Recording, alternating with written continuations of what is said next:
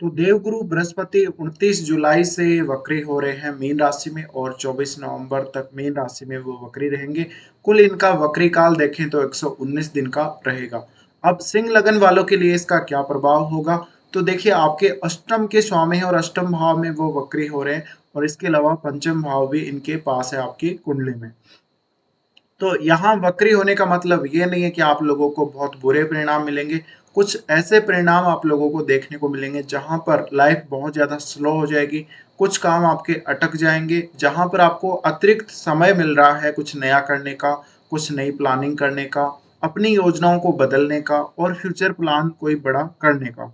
तो अष्टम भाव में गुरु का वक्री होना, अष्टम से रिलेटेड, सबसे पहले तो अष्टम से रिलेटेड जितने भी आपको लाभ होने हैं, जितने भी आपके काम होने हैं, उनमें कहीं ना कहीं थोड़ी बहुत बाधा या उनमें थोड़ी बहुत रुकावट देखने को मिल सकती है। अब अगर हम अष्टम की बात करें तो कौन कौन से ऐसे काम हो सकते हैं? जैसे अगर आपका इंटरेस्ट एस्ट्रोलॉजी में है, तो कुछ समय के लिए आपको ऐसा फील हो सकता है कि आप थोड़ा एस्ट्रोलॉजी से, अकल्ट से दूर हो जाएं, कुछ समय के लिए, ओनली थोड़े से समय के लिए। या ये भी हो सकता है कि आप कुछ नया सीखने की कोशिश करें। जैसे पहले आप पामिस्ट्री सीख रहे थे, फिर आप एस्ट्रोलॉजी सीखने की कोशिश करें, तो ऐसा भी हो सकता है। इसी के साथ जिन लोगों का पैतृक संपत्ति से जुड़ा हुआ कोई काम है, या जिनका अपने इन लॉज के साथ कोई, उनको कोई फायदा होना है इन लॉज से, तो उनका जो फायदा है वो कुछ समय के लिए रुक जाएगा। इसके अलावा आपका जो कम्युनिकेशन है अपने इन लॉज के साथ, वो थोड़ा धीमा पड़ जाएगा यहाँ पे। और अचानक जो हमारी लाइफ में जो धन आता है, अचानक जो घटनाएं होती हैं हमारी लाइफ में, वो रुक जाएंगी। इसके अलावा अगर कोई बहुत ज़्यादा ओल्ड एज में है, कोई वृद्ध व्यक्ति है, तो उसकी जो डेथ प्रोसेस है, यानी वो लगातार डेथ की तरफ जा रहा है, उसकी लाइफ धीरे धीरे कम हो रही है, तो उसमें समय बढ़ जाएगा, और उसकी जो डेथ है उसकी थोड़ी सी स्लो हो जाएगी, जिससे उसको और समय मिल जाएगा जीवन जीने के लिए। इसी प्रकार से गुरु का वक्री होना कहीं ना कहीं आपको अष्टम भाव से रिलेटेड, अगर जॉब करते हो तो कुछ ना कुछ परिवर्तन जरूर दिखाएगा। जॉब या तो चेंज हो सकती है, जॉब का स्थान बदल सकता है।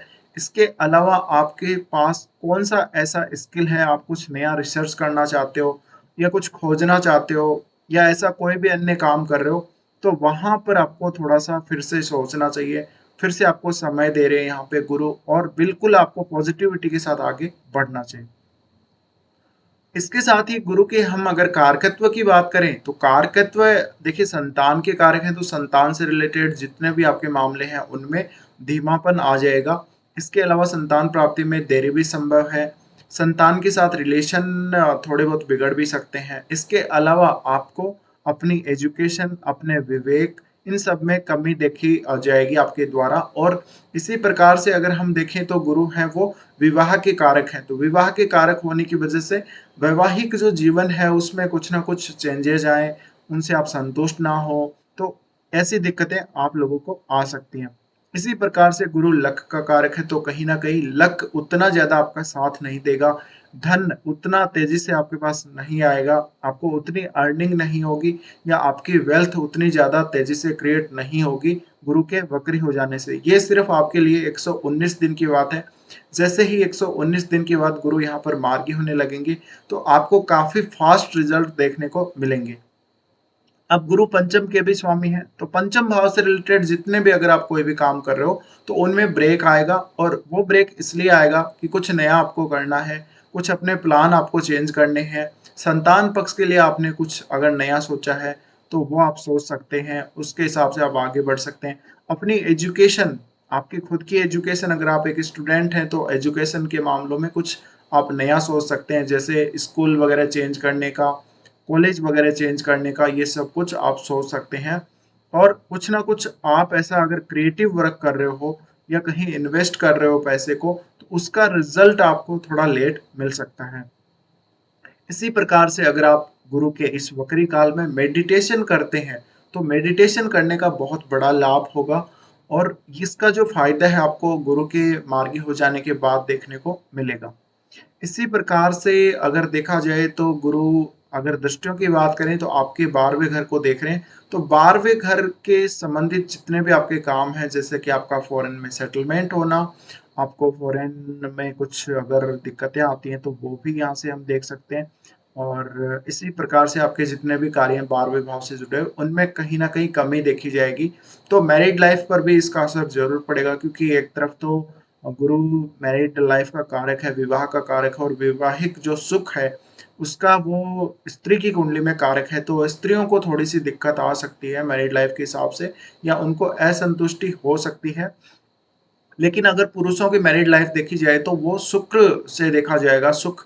तो पुरुषों के सुख में हालाँकि मुझे इतना प्रॉब्लम नहीं लगती फिर भी।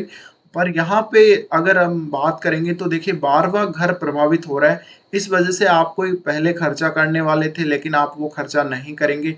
कुछ ऐसे खर्चे आप कर देंगे जिनके बारे में आपने सोचा ना हो।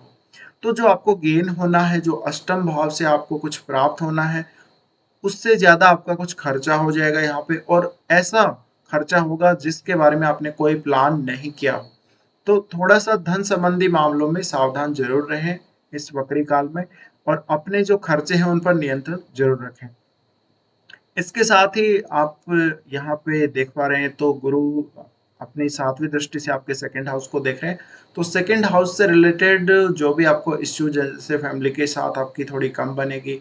आपके पास जो पैसा ठहर रहा है, जो पैसा आ रहा है, जो पैसा जमा हो रहा है, उसमें कहीं न कहीं कमी आएगी। खान-पान को लेकर भी आप उतने ज़्यादा सीरियस नहीं रहेंगे। हालाँकि फैमिली के साथ उतने आपके संबंध हैं वो खराब नहीं होंगे, अच्छे होंगे। बट फैमिली के साथ थोड़ा कम्युनिकेशन या फिर वाणी को लेकर किसी प्रकार की कोई दिक्कतें आप लोगों को आ सकती हैं। इसी प्रकार से आपको इस समय खान-पान पर विशेष ध्यान देना चाहिए। तो यहाँ से गुरु जो अगली दृष्टि डालेंगे, वो डालेंगे आपके 4th हाउस पे। तो 4th हाउस पे इनकी दृष्टि पड़ने से माताजी की सेहत को लेके कुछ ना कुछ खर्चे हो सकते हैं। घर परिवार को लेकर कुछ ना कुछ खर्चे हो सकते हैं। घर की सुख-सुविधाओं में थोड़ी बहुत आप कमी देख सकते हैं। घर के जो सदस्य हैं, उनके स्वास्थ्य में थोड़ी बहुत आप कमी ज़रूर देख सकते हैं इस गोचर में, इस वक्री काल में। तो ये स्थिति यहाँ पर बनेगी और आपके जो घर के वृद्ध लोग हैं, जो बूढ़े लोग हैं, उनके स्वास्थ्य से संबंधित, उनके श्वास प्रक्रिया से संबंधित दिक्कतें आ सकती हैं। तो ये आप लोगों को देखना होगा। इसी प्रकार से आप कोई ऐसा प्लान कर रखा है आपने, कोई भाग्य के भरोसे आपने काम छोड़ रखा है, तो अभी फ़िलहाल आपको वेट करना होगा और जैसे ही यहाँ पर गुरु मार्गी होने लगेंगे, तो आपको बहुत बेहतर परिणाम देने लगेंगे। तो इस प्रकार से गुरु आपको रिजल्ट देने वाले हैं। अब गुरु का जो असर है, वो किन लोगों पर सबसे ज़्यादा होगा? जिन लोगों की महादशा चल रही है या जिन लोगों का गुरु यहीं बैठा है, अष्टम भाव में जिनका बैठा है और जिनको महादशा भी चल रही है, अंतर्दशा भी अगर किसी की चल रही है, तो उनको भी ये असर ज़रूर लाइफ में देखने को मिलेगा। लेकिन गुरु के इस प्रभाव का, वक्री प्रभाव का मतलब ये नहीं है कि गुरु आपको कुछ परेशानी देंगे, कुछ आपको बहुत ज़्यादा डिस्टर्ब कर देंगे लाइफ में, ऐसा कुछ भी नहीं है। अगर कोई ऐसा बोलता है, तो फिर आप समझ सकते हैं कि वो आदमी आपको गुमराह कर रहा होगा या वो आपको डराने के लिए बोल रहा होगा। तो फिलहाल इस वीडियो को देखने के लिए धन्यवाद।